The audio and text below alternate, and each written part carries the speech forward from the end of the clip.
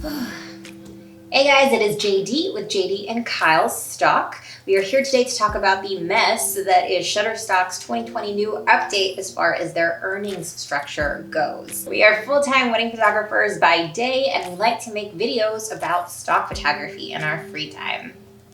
On Tuesday, May 26th, Shutterstock sent out an email to all of their contributors, I'm assuming probably all around the world, to alert them of a new pricing structure update to the earnings that contributors are currently receiving. The very first reactions to these emails coming in were absolutely crazy. Within the first 12 to 24 hours, it seemed like the whole internet was blowing up and everyone was complaining and upset about what this means as far as the future of all of our potential earnings are with Shutterstock. And all of the Shutterstock forums and Facebook groups, people are saying anything along the lines of, I'm never gonna post to Shutterstock again, or that we can expect to see anywhere from a 50 to a 60% decrease in earnings. Is all of this stuff true? Is all of that stuff gonna actually happen? If at any given point this information is super valuable to you, please give us a quick thumbs up and don't forget to subscribe and hit that bell icon to get notifications of whenever we release these videos. In this video today, we are planning to cover exactly what is going on and breaking down that email a little bit more, talk about what this means for the future earnings with Shutterstock, as well as what to do about this going forward. If you are someone who has not seen this email yet directly from Shutterstock, I can actually drop a link below to their latest blog post talking about the Shutterstock contributor earnings newer model and what we can expect to see from this point going onwards. In terms of photo sales at this point, if we thought 25 cents per image download was low before, wait until you see the new model. It looks like now all those 25-cent sales that we were seeing before now are going to vary between 10 cents per sale to 58 cents maybe. The exact numbers are not really published just yet. We can expect to see that probably as of June 1st here. If you were previously working towards the different lifetime tiers that Shutterstock had in place, those have now all been wiped out. As of June 1st, the new earning structure basically will put you guys into different levels, anywhere from 1 through 6, with earning potential anywhere between 15 to 40% of the overall sale of the image. So before, when we were seeing 25-cent sales per subscription purchase that came in, we're not gonna see those numbers anymore. Now it's going to look like you're going to get anywhere from a 15 to a 40% cut of whatever those subscription purchases, of whatever those subscription purchases are. One thing that is not entirely clear at this point is, out of all the subscription packages that most people have at the moment, are they the bigger subscription plans or the smaller subscription plans where they're paying up to $4 or $5 per image, or are they paying as low as 27 cents per image? We are only going to get a 15 to 40% cut of those specific numbers. So before, the old system that we were on gave us a 25-cent flat rate no matter which subscription plan somebody was currently on. Whether this new pricing system of the 1 through 6 level tiers, anywhere from 15 to 40%, whether that's a good thing or a bad thing moving forward, we're not really going to know until we start seeing those numbers roll in as of June 1st of 2020. In terms of video sales, oh my goodness, this is probably the biggest hit that we're seeing right now. When we first started Shutterstock about a year ago, and I was looking at the different earning potentials that we could make from photo versus video, I was shocked to see such an incredibly more complex earning system set up for photos, yet videos was just a 30% earnings that we would get on whatever video sold. We were really shocked to see this at the time because they seemed to have a much more thought out earning structure for photos, but videos was again just a blanket 30%. Honestly, we were surprised that it did take Shutterstock this long to actually instate any kind of tier earning potential with video. With the new earning structure set up in place, if you are wanting to get to that 30% that we were currently seeing before, now you have to reach level 4 in order to make the same amount that you might have been making before with video sales. That means in a given calendar year, you have to reach a minimum of 251 sales now in order to even start receiving 30% earnings off of your video clip sales. Now, while these new earning tiers can reach up to 40%, that's a lot more than we were actually receiving before. The number of sales that you have to hit in order to reach that threshold are insanely high for a single photographer, unless you've been at this for 10 plus years and you have a ginormous size portfolio. And even on top of this, Shutterstock is no longer looking at your lifetime earnings anymore. With the removal of a lifetime tier system, we can now no longer really benefit from having trending topics in the past that have garnered a lot of sales for us, that managed to push us into the next lifetime tier. That's out the window now.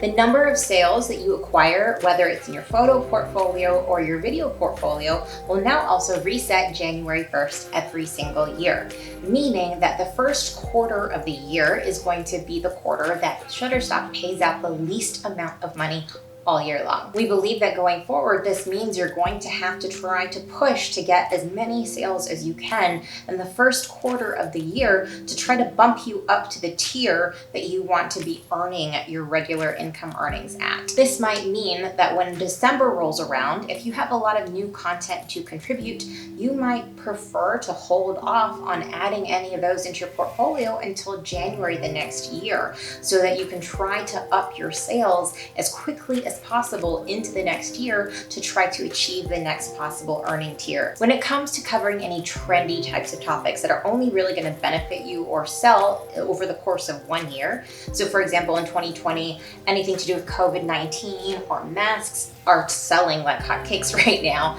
but it does mean that you're not really going to be able to benefit from those sales next year. Those numbers of, let's say I sold 500 pictures of masks this year, that will go towards my earning potentials for this year. But come next year, if masks are no longer a trendy topic, it's not really going to do us a whole lot of good in our portfolio anymore. So what can we do about all of this going on right now? Can we do anything? Is it possible? In all of the forums and YouTube video comments, we've been seeing people talk about leaving 1-star negative reviews for Shutterstock in the App Store for their contributor apps and their download apps for clients. We've seen petitions flying around. We've seen people talking about deactivating their accounts and never sharing to Shutterstock ever again. But what is the best thing that we can do? Is there anything we can do to actually cause any kind of change to hopefully push the industry in a better direction? If you are planning on writing a comment under this video, while we love reading your comments,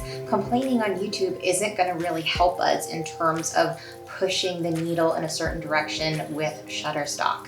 There's no Shutterstock rep that's going through YouTube comments and reading what people are complaining about and saying, oh, I think we should update our terms of service. I think we should update our image earnings because all these people are complaining on YouTube. That's not a thing. If you are planning on leaving a comment under this video, I would ask that you also consider writing a letter or an email directly to Shutterstock. I don't know if it's going to make that much of a difference, but at least instead of spending all this energy to write comments on YouTube and on the Facebook forums that Shutterstock doesn't ever actually review, it might maybe cause some kind of change if we were to get all of those comments and letters directly to Shutterstock. Likewise, there's also a petition floating around right now. I'm not sure how much good that's going to do either, but if it's easy enough to just put your name and email address down, and if we can get enough names listed there, then maybe that can do something, but I'll also link that down below as well if you guys are interested in checking it out. At the end of the day, if you are planning on just giving up on Shutterstock and you don't really care to post any new work there going forward, I would also ask that you consider, instead of just no longer posting to the platform, but also considering actually deactivating your account. If all we do is choose not to post new content anymore, Shutterstock is going to continue to make an 85% profit sale on any old content that is already posted on the platform, while the contributors now are only going to be receiving 15% at the starting tier. Rather than holding off on posting any new content to Shutterstock, it might be more worth it to consider deactivating your account altogether, so that if it is something that you are passionate about and you would rather Shutterstock not be profiting 85% off of all of the old work that you already already have posted on the platform, consider deactivating your account. If that is something that you are interested in, I will also leave a link to how to do that below. There are a lot of other platforms out there still for contributing stock photos and videos. Shutterstock was definitely one of our top 3 as far as earnings goes in all of our earnings reports.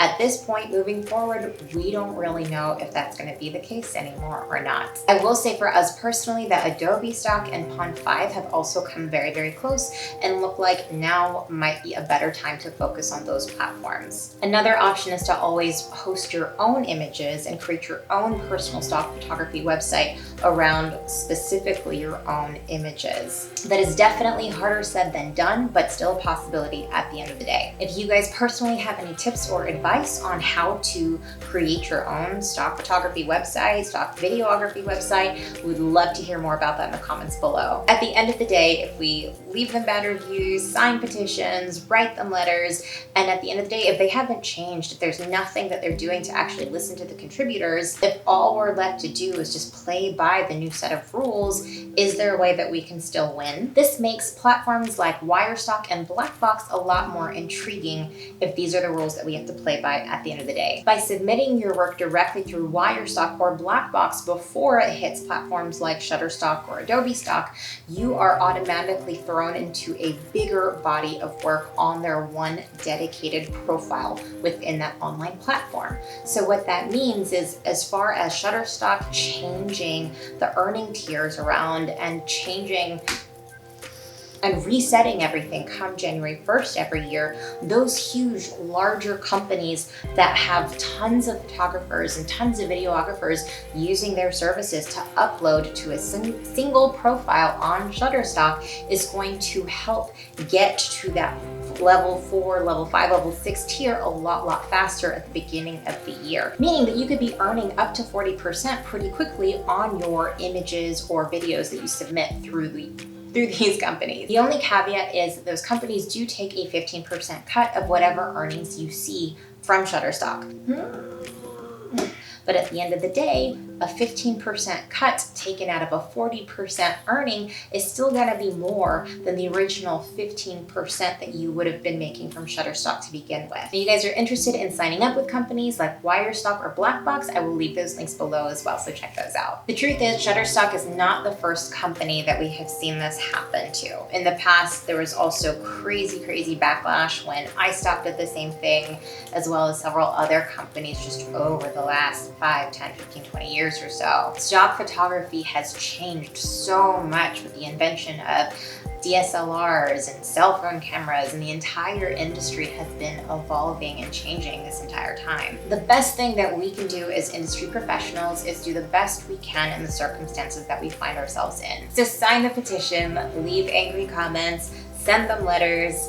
At the end of the day, if you guys have any additional ideas or anything that we can do, or if we can do anything to push back or make better of this current situation that we find ourselves in, please leave a comment below. If you guys like this video, please give it a thumbs up. If you haven't already subscribed, please hit that subscribe button and ring the bell icon to be notified every time we release these videos. We'll see you guys next time. Okay, I guess I'm done. What emotion should I portray? Shutterstock, be like, ah. Well, that doesn't work. You gotta look angrier. Like, ah. You're not pulling. That's better. Is that good? Yep. Okay.